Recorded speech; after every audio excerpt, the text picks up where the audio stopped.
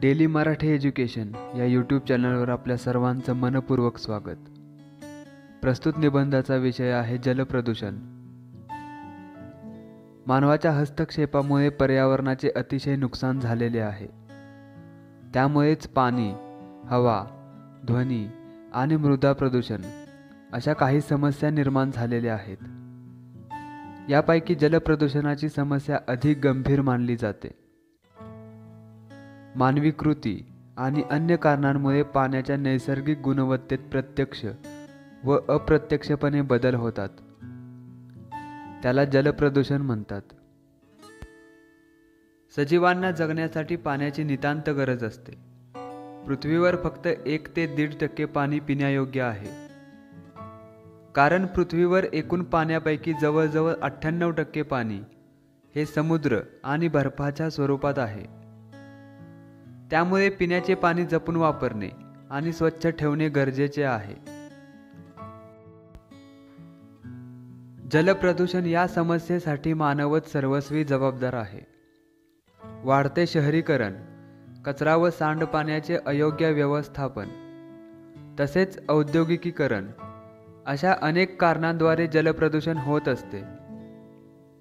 काही ठिकाणी दैनंदिन कचरा देखील लोक नद्या, नाले व तलावांमध्ये टाकताना दिसून येतात.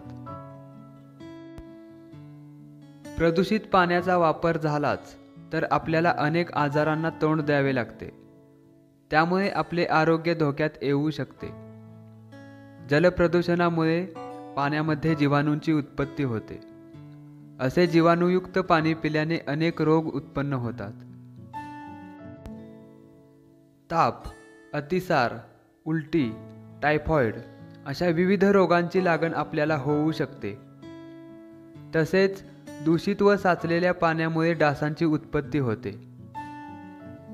जलप्रदूषणाचा सर्वाधिक परिणाम हा जलचर प्राण्यांवर दिसून येतो.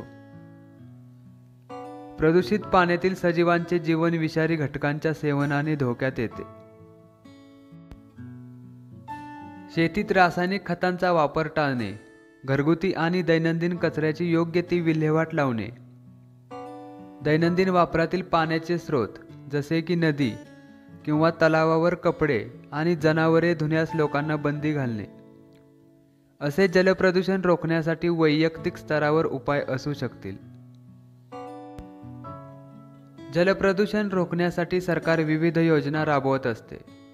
सांडपाणी व्यवस्थापन, कचरा व्यवस्थापन, नैसर्गिक जलस्रोत स्वच्छ करणे, तसेच जलशुद्धीकरण केंद्राची स्थापना करणे अशा विविध योजना आणि उपक्रमांतून जलप्रदूषण आटोक्यात आणण्याचा प्रयत्न केला जातो.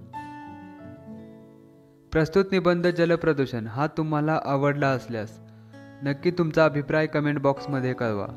धन्यवाद.